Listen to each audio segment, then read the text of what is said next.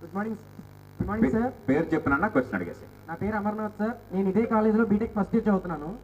మీరు ఇప్పుడే చెప్పారు విద్య అనేది మనిషికి వెలుగునిస్తుందని అంటున్నారు.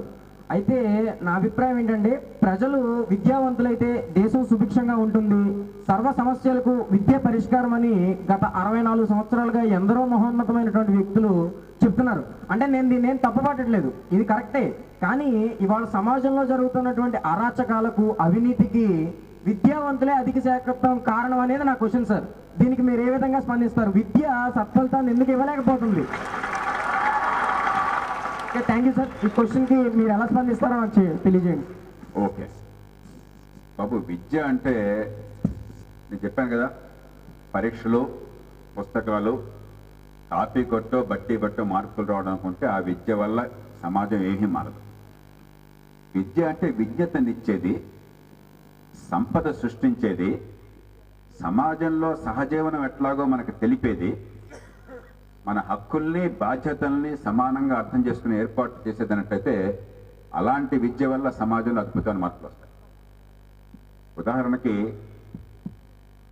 బస్ స్టాప్ దగ్గర ఎయిర్పోర్ట్లోనో క్యూలో నుంచోవాలి అని చెప్పంటే, అరే క్యూలో నుంచుంటే నాకు న్యూసెన్స్ అనుకుంటే విద్య లేనటువంటి మూర్ఖుడు వాడికి బ్రహ్మాండ డిగ్రీలు ఉండొచ్చు.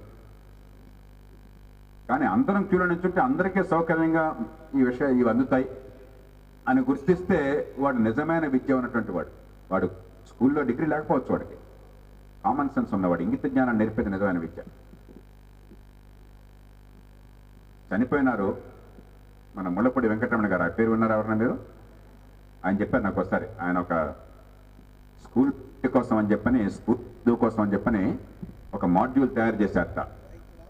ఒకరోజు మాస్టర్ గారు వస్తాడు, వచ్చి స్కూల్లో టేబుల్ మీద ఆ మైక్ తీసుకోండి, చాక్లెట్లు అలా పడేసిదిగో మీరు చాక్లెట్లు తీసుకోండి అన్నట్ట. క్లాస్లో పిల్లలు అందరూ బిలబల్లాడుతూ ఒకసారి అడిగి వెళ్ళేసి, కొంచెం బలం ఉన్నాడు ముందుకెళ్ళాడు, తక్కువ ఉన్నాడు వెనకబడిపోయాడు, ఎవరైనా ముందుకు వస్తే నీకు డొక్కలో పొడిచాడు, ఆ చాక్లెట్లు కొందరు లాగేస్తున్నారు, చిందరవందరు అయిపోయినాయి, చాలా మందికి అందకుండా పోయింది. మర్నాడు అదే మాస్టర్ గారు వచ్చి, క్లాస్లో మీరంతా 30 మంది ఉన్నారయ్యా, 30 చాక్లెట్లు పెట్టాను ఇక్కడ అని ఆ క్లాస్లో ఉన్నటువంటి వాళ్ళు అమర్నాథ్ ఉన్నటువంటి ఒకటి పిలిచి, బాబు నువ్వు అందరినీ కొంచెం జాగ్రత్తగా నుంచోబెట్టి అందరికీ ప్రతి ఒక్కళ్ళకి ఒకటి అందేట్టుగా నువ్వు ఏర్పాటు చేయని చెప్పని ఆయన చెప్పాడు. ఈసారి అందరూ వరుసగా నుంచున్నారు, ప్రతి ఒక్కడికి చాక్లెట్ అని. వాళ్ళకి అనుభవం నుంచి పాఠం నేర్చుకున్నారు. క్రమశిక్షణతో ఉంటే ఒక క్షణం ఆలస్యమైనా కూడా మనందరికీ అందుతాయి. అది లేకుంటే మనందరం జుట్లు చింపిరైపోతుంది, బట్టలు చిరిగిపోతాయి, ఒకరినోడు కొట్టుకుంటాం, చాక్లెట్ అందకుండా పోతాయి, చెడిపోతాయి, కింద పడిపోతాయి అన్నది నేర్చుకున్నారు. ఈ రెండోది విద్య. బట్టి క్లాసులో మార్కులు తెచ్చి ర్యాంకులు వస్తే విద్య కాదు. నిజమైన విద్య లేకపోవడం చేత సమాజంలో అశాంతి వస్తున్నది. నిజమైన విద్య లేకపోవడం చేత కులం పేరుతో మతం పేరుతో తన్నుకు తోస్తున్నారు. నిజమైన విద్య లేకపోవడం చేత సమాజం మొత్తాన్ని నాశనం చేసినా కూడా నేను మాత్రం ఎరగాలని చెప్పిన మూర్ఖత్వం జనంలో లోపలిస్తున్నారు. అది విద్య కాదు. కాబట్టి విద్యకి అర్థాన్ని మనం విస్తృతంగా అర్థం చేసుకోవాలి.